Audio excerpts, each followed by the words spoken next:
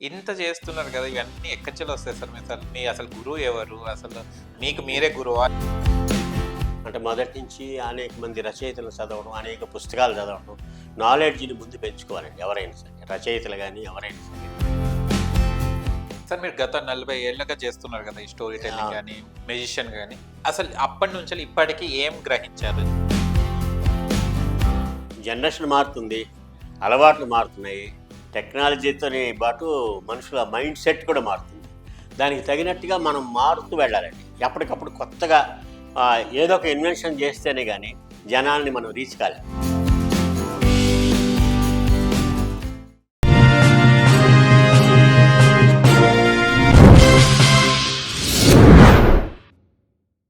Sir మీరు గత 40 ఏళ్లుగా చేస్తున్నారు కదా! ఈ స్టోరీ టెల్లింగ్ గాని, మ్యూజిషియన్ గాని. అసలు అప్పటినుంచెల్లి ఇప్పటికి ఏం గ్రహించారు? జనాలలో ఏం కొత్తదనం ఎలా అంటే ఇయర్‌కి మనకు మోడర్న్ టెక్నాలజీ వస్తుంటది, మారుతుంటారు కదా! మీరెలా మార్చుకుంటూ వెళ్తున్నారు?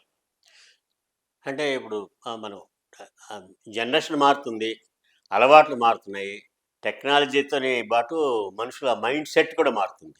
దానికి తగినట్టుగా మనం మారుతూ వెళ్ళాలండి. ఎప్పటికప్పుడు కొత్తగా ఏదో ఒక ఇన్వెన్షన్ చేస్తేనే కానీ జనాల్ని మనం రీచ్ కాలేం. అవును.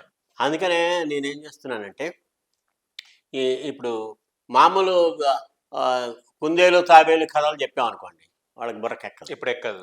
ఎక్కదు. అందుకనే ఈ స్టోరీ టెల్లింగ్‌లోని న్యూ టెక్నాలజీ, సోషల్ మీడియా ఉందండి. సోషల్ మీడియా ఫోన్లు, ప్రతి వాళ్ళు ఫోన్లు చేత్తో పట్టుకొని తిరుగుతూ ఉంటారు. దీనికి కారణం ఏంటంటే పేరెంట్స్ మెయిన్ అండి. పేరెంట్స్ ఫోన్ పట్టుకొని తిరుగుతూ ఉంటారు. ఆ చిన్నపిల్లలు చిన్నప్పటి నుంచే వాళ్ళ వెనకాలే ఫోన్ లాంటి వస్తువు పట్టుకొని తిరుగుతూ ఉంటారు. ఆ తర్వాత వాళ్ళు ఏడుపు ఆపాలంటే ఫోన్లోని ఏదో ఒక యూట్యూబ్ పెట్టి ఇచ్చేస్తుంటారు. అలాగే వాళ్ళకి అలవాటు అయిపోయి ఎడిక్ట్ అయిపోతున్నారు. అయితే పెద్దవాళ్ళు ఏమంటారంటే ఫోన్ పాడైందనుకోండి, పిల్లలు పాడు చేశారంటారు. అవును. పిల్లలు పాడయ్యారనుకోండి, ఫోన్ పాడు చేసిందంటారు. హ్మ్. ఇదేం అన్యాయం? అందుకనే నేను ఈ టెక్నాలజీకి సంబంధించి నేను చెప్పేటప్పుడు ఏమంటానంటే ఆ టెక్నాలజీ అనేది మంచికి ఉపయోగించుకోవచ్చు, చెడుకు ఉపయోగించుకోవచ్చు. నిప్పు లాంటిది. అవును. నిప్పుని మంచికి ఉపయోగించవచ్చు, చెడుకు ఉపయోగించవచ్చు. అందుకనే ఆ టెక్నాలజీని ఎప్పుడు ఎలా ఉపయోగించాలో పిల్లలకు గైడ్ చేయాలి. అంతేగాని అరే నువ్వు ఫోన్ మాట్లాడొద్దు, సోషల్ మీడియాలోకి వెళ్ళొద్దు, చూడొద్దు అంటే కుదరదు. దానికి ఒక చిన్న కథ చెప్తాను. చెప్పండి. ఆనందరావు వెళ్తూ ఉంటే అరవింద్ కనిపించాడు. ఏమయ్య అరవింద్, ఏంటి దిగులుగా ఉన్నావు ఏంటి అన్నాడు. ఏం చేయను బ్రదర్, మా వాడు 3 నెలల నుంచి స్కూల్కి వెళ్ళట్లేదు అన్నాడు. 2 తగిలించి పంపించకపోయావు అన్నాడు. అబ్బాయి అదేం లాభం లేదు అన్నాడు. ఎందుకు అన్నాడు. 3 నెలల కిందట మా వాడు తప్పిపోయాడు. నేను వెంటనే ఏం చేశానంటే వాట్సాప్లోను, ఫేస్బుక్లోను, యూట్యూబ్లోను, ఇన్స్టాగ్రామ్లోను వాడి ఫోటోను, మా అడ్రస్, ఫోన్ నెంబర్ పెట్టి ఆ పిల్లవాడు కనిపిస్తే తీసుకొచ్చి అప్పచెప్పండి అన్న. అంటే మరి దొరికాడా? పెట్టిన 5 నిమిషాల్లో దొరికాడా? మరి ఇంకేంటి ప్రాబ్లం అని అన్నాడు. అదే ప్రాబ్లం అన్నాడు. ఏంటి అని అంటే రెండో రోజు వాడు స్కూల్కి వెళ్తుంటే ఎవడో ఒకడు బలవంతంగా పట్టుకులాక్కొచ్చి మీ అబ్బాయి రండి అని అంటున్నారు. అలాగే 3 నెలల నుంచి అదే తంతండి బాబు, వాడిని స్కూల్కి వెళ్ళనివ్వట్లేదు అని. అంచేత ఈ లేటెస్ట్ టెక్నాలజీకి తగినట్టుగా మనం మారుతూ వెళ్ళాలి, చెబుతూ వెళ్ళాలి, వాళ్ళ బుర్రలోకి నాటాలి. అందుకనే ఇప్పుడు మామూలుగా స్టోరీ టెల్లింగ్ చెప్పడం ఒక పద్ధతి అయితే యూట్యూబ్లో మంచి స్టోరీస్ పెట్టచ్చు. అలాగే సోషల్ మీడియాలోని మంచి స్టోరీస్ని వాళ్ళని కమ్యూనికేట్ వాళ్ళు దాంట్లోనే ఉన్నారు కాబట్టి దాని ద్వారా ఎక్కించాలి వాళ్ళకి. అది నా కాన్సెప్ట్. ఇప్పుడు యూట్యూబ్ ద్వారా కూడా మీరు పిల్లలకి యూజ్ చెప్తున్నాను. చాలా మందికి రీచ్ అవుతున్నాయి స్టోరీస్. అయితే అంతకంటే ఎక్కువగా ఈ టీచర్స్ని, పేరెంట్స్ని వీళ్ళందరినీ మోటివేట్ చేయాలి. మోటివేట్ చేయాల్సిన అవసరం ఉందని చెప్పేసి నేను స్టోరీ టెల్లింగ్ టెక్నిక్స్ నేర్పే కథాకేళి కార్డులను తయారు చేశాను. అది ఇండియాలో ఫస్ట్ టైం అనమాట కథాకేళి కార్డులు అనేవి. దాంట్లో 130 స్టోరీ టెల్లింగ్ టెక్నిక్స్ ఉంటాయి. అలాగే 120 పంచ్ డైలాగ్స్ ఉంటాయి, పంచదార పలుకులని. తర్వాత 78 అర నిమిషం కథలు ఉంటాయి. ఎందుకంటే ఈ రోజుల్లో చెప్పాను కదా ఇందాక, అర నిమిషం, పావు నిమిషంలో కథలు చెప్పాలి, గంటల తరబడి చెప్పొద్దు. అయితే దీంట్లోని టీచర్స్కి గైడ్ లైన్స్ ఏంటంటే దాంట్లోని అర నిమిషం కథని నిమిషం కథలాగా ఎలా మార్చాలి అంటే కొన్ని సంభాషణలు, సంఘటనలు, క్యారెక్టర్స్ పెంచి అది 3 నిమిషాలు అలా చెప్పొచ్చు, 5 నిమిషాలు అలా చెప్పొచ్చు అనే టెక్నిక్స్ కూడా దీంట్లో ఉంటాయి. ఒక కథని చిన్నది చేయడం, ఒక కథని పెద్దది చేయడం, అంటే ఎన్ని రకాల టెక్నిక్స్తోని ఎఫెక్టివ్గా ఎదుటి వాళ్ళకి చెప్పొచ్చు అనేదాన్ని ఆ కార్డ్స్ తయారు చేశాను. దానికి వండర్ బుక్ ఆఫ్ రికార్డ్స్ వాళ్ళు గుర్తించి దానికి వరల్డ్ రికార్డ్ ఇచ్చారు. ఓ సూపర్. ఉమ్. ఓకే. అది ఒకసారి దానికి ఇప్పుడు మాకు చూపెట్టండి ఆ కార్డ్. దానికి సంబంధించి మీకు చూపిస్తాను. ఇదండి ఈ ఈ కథా స్టోరీ టెల్లింగ్ టెక్నిక్స్ నేర్పే కథాకేలి కథాకేళి కార్డులు అని ఓకే. పెట్టి, అసలు ఇది కొత్త కాన్సెప్ట్ అండి, ఇండియాలోనే ఫస్ట్ టైము. ఇది ఈ అందరికీ ఉపయోగపడుతుంది. దీంట్లోని 56 కార్డులు ఉంటాయి, 56. 56 కార్డ్స్, ఉమ్. 56 కార్డ్స్ ఇవి. ఓకే. 56 కార్డ్స్లోని దీంట్లోని రకరకాల కథలు ఉంటాయి, స్టోరీ టెల్లింగ్ టెక్నిక్స్ ఉంటాయి, అన్ని రకాలు ఉంటాయండి దీంట్లో. ఓకే. ఇది ఈ కార్డుల్లో ఈ స్టోరీ టెల్లింగ్ ఉపయోగం ఏంటంటే, కథలు చెప్పడం వస్తే వాళ్ళకి ఎఫెక్టివ్ పబ్లిక్ స్పీకింగ్ అలవాటు. ఓకే. బాగా మాట్లాడాలరా, కమ్యూనికేషన్ స్కిల్స్ ఉండాలంటారు కదా. కమ్యూనికేషన్ స్కిల్స్ ఉండాలంటే వాడు మొదటి నుంచి వాడికి కథలు చెప్పడం అలవాటు అయితే మాట్లాడడం అలవాటు అవుతుంది. అవును. అప్పుడు ఆ కమ్యూనికేషన్ స్కిల్స్ డెవలప్ అవుతాయి. ఈ రోజుల్లో కమ్యూనికేషన్ స్కిల్స్ లేకపోతే వాడు ఎంత చదివినా ఎంత గొప్పవాడైనా ఏ దేశానికి వెళ్ళినా బంతి కొట్టినట్టు తిరిగి వచ్చేస్తాడు. అంతే. అంటే ఏ రంగంలోని ఏ ప్రొఫెషన్లో ఉన్నా కూడా కమ్యూనికేషన్ స్కిల్ అవసరం అండి. కమ్యూనికేషన్ స్కిల్స్కి బేస్ ఏమిటంటే స్టోరీ టెల్లింగ్. Yeah. అంటే అంతేకాకుండా వాడికి బాగా మాట్లాడగలిగితే వాడికి సెల్ఫ్ కాన్ఫిడెన్స్ డెవలప్ అవుతుంది. తర్వాత ఎదుటి వాళ్ళని మెప్పించే విధంగా మాట్లాడడం అలవాటు అవుతుంది, క్రియేటివిటీ అలవాటు అవుతుంది, ఇమాజినేషన్ పవర్ అలవాటు అవుతుంది. ఇన్ని బెనిఫిట్స్ ఉన్న ఈ స్టోరీ టెల్లింగ్ని మనం వదిలేయకూడదు. అందుకనే దీన్ని ఈ స్టోరీ టెల్లింగ్ కార్డ్స్ని నేను తయారు చేశాను అనమాట. ఈ కార్డ్స్ మీరు అడగొచ్చు, ఎవరికి పనికి వస్తాయండి, టీచర్లకైనా పిల్లలకైనా? అవును, చాలా మందికి ఇప్పుడు తెలుగు కూడా చదవడం వస్తుంది. అంటే టీచర్లకి పిల్లలకి మాత్రమే కాదండి, స్టోరీ టెల్లింగ్ అనేది ప్రతి ప్రొఫెషన్ వాళ్ళకి కూడా అవసరం. దీంట్లో ఒక కార్డు ఉందండి, ఆ కార్డు గురించి చెప్తాను. సోల్డ్ ఫ్లాట్స్ అనే కార్డు ఉంది. Sold flats, SOLD, sold, FLATS flats. అంటే ఇది ఏ ఏ రంగాల వాళ్ళకి ఉపయోగపడుతుందో ఆ అబ్రివేషన్లో ఉంది అక్రానిమ్. S అంటే సేల్స్ ప్రమోటర్స్, సేల్స్ చేసే వాళ్ళకి ఏదైనా ప్రోడక్ట్ కానీ ల్యాండ్ కానీ ఏమైనా ప్రమోట్ చేసే వాళ్ళకి వాళ్ళు వెళ్ళి ఆ కస్టమర్స్తోని ఆ క్లయింట్స్తో కథలు చెప్పాలి.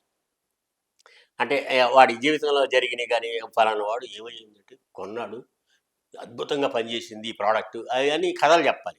ఆ కథలు చెప్పి వాళ్ళని ఇంప్రెస్ చేసి కొనిపించగలుగుతాడు. అందుకని సేల్స్ ప్రమోటర్స్కి మనకు వస్తుంది.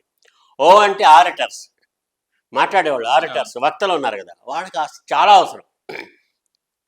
తర్వాత L అంటే లాయర్స్, కోర్టులోని లాయర్స్ చెప్పే కథలు, అలాంటి కథలు చెప్పడానికి దీంట్లో అర నిమిషం, పావు నిమిషం కథలు కూడా ఉన్నాయి కదా, ఆ ఇన్సిడెంట్ని బట్టి ఆ కథ చెప్పగలగాలి.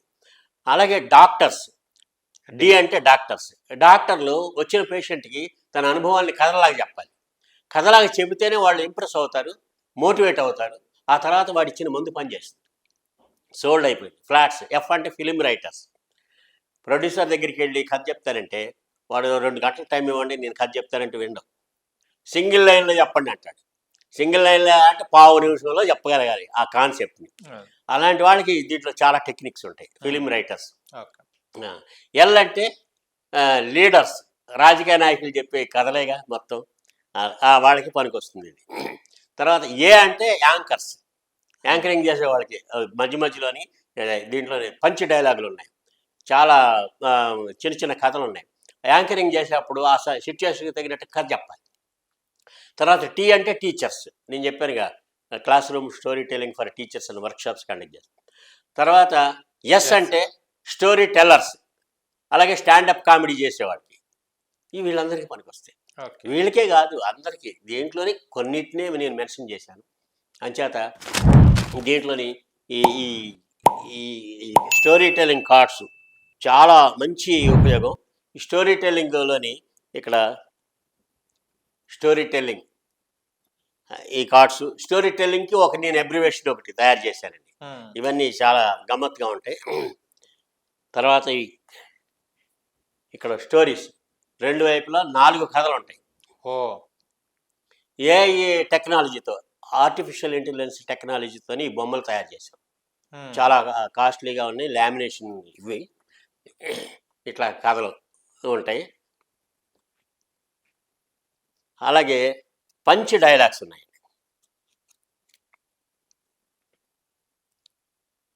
పంచ్ డైలాగ్స్ దీంట్లో గమ్మత్. పంచ్ డైలాగ్స్ ఎలాంటి అని చెప్తాను నేను.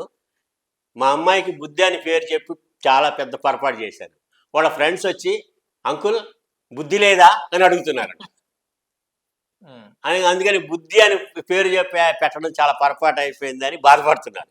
అది. ఇలాంటి మనం స్పీచ్లో కానీ యాంకరింగ్లో కానీ ఈ ఈ స్టోరీ చెప్పేటప్పుడు కానీ మధ్యలోనే పంచ్ డైలాగ్ పెట్టాం అనుకోండి. అలాంటి 120 పంచ్ డైలాగులు ఉన్నాయి దీంట్లోనే. ఓ అంటే ఎంత రిచ్ అయినా హాచని తుమ్ముతాడు కానీ రిచ్ అని తుమ్ముడుగా.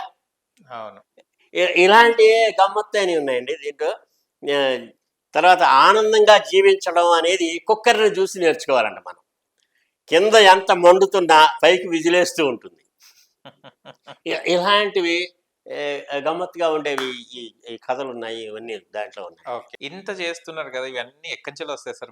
మీ అసలు గురువు ఎవరు? అసలు మీకు మీరే గురువా? లేకుంటే ఏంది? అంటే ఒక కథ, ఒక ఎగ్జాంపుల్ చెప్తున్నాను. ఒక మూవీ తీయాలన్నా కూడా ఒక కథ రాయడానికి ఎన్ని డేసో పడతాయి. అవును. కానీ మీరు ప్రతి చిన్న దాంట్లో 15 సెకండ్స్ కథ చెప్తున్నారు, 30 సెకండ్స్ కథ చెప్తున్నారు, 1 మినిట్ కథ చెప్తున్నారు. అంటే ఎలా మీకు అది నేను సాధ్యమవుతుంది? జర్నలిస్ట్ అవ్వడమేమో ఒక కారణం అండి. అంటే మొదటి నుంచి అనేక మంది రచయితలు చదవడం, అనేక పుస్తకాలు చదవడం, నాలెడ్జ్ని ముందు పెంచుకోవాలండి ఎవరైనా సరే. రచయితలు కానీ ఎవరైనా సరే నాలెడ్జ్ బాగా, బుక్ రీడింగ్ చాలా అవసరం అండి. ఈ రోజుల్లో తగ్గిపోతుంది కానీ బుక్ రీడింగ్ని మించింది లేదు. హ్మ్. దానివల్ల మనకి నాలెడ్జ్ వస్తుంది, మంచి నాలెడ్జ్. దాంతో మనకి మనలో ఉండే ఇమాజినేషన్ పవర్, క్రియేటివిటీ పెరుగుతుంది. క్రియేటివిటీ అంటే ఒక చిన్న ఇన్సిడెంట్ చెప్తానండి. ఒక క్లాస్లోని టీచర్ అడిగాడు, రే క్రియేటివిటీ అంటే ఏమిట్రా అని. అంటే కొత్తగా చేయడం సార్ అని అన్నాడు. హ్మ్. సరే మీకు ఒక టెస్ట్ పెడతాను ఇప్పుడు, రండి ఈ బోర్డు మీద, ఈ బ్లాక్ బోర్డు మీద ఒక సరళ రేఖ గీయండి రా అంటే స్ట్రైట్ లైన్ గీయమన్నాడు. ఒకడు వచ్చి అడ్డంగా స్ట్రైట్ లైన్ గీశాడు, ఇంకోడు వచ్చాడు నిలువుగా గీశాడు, ఇంకోడు వచ్చాడు క్రాస్గా గీశాడు. అలా క్లాస్లో ఉన్న వాళ్ళందరూ రకరకాల యాంగిల్స్లో గీశాడు. అన్ని యాంగిల్స్ అయిపోయినాయి. ఇంకా 3 కుర్రాళ్ళు మిగిలారు.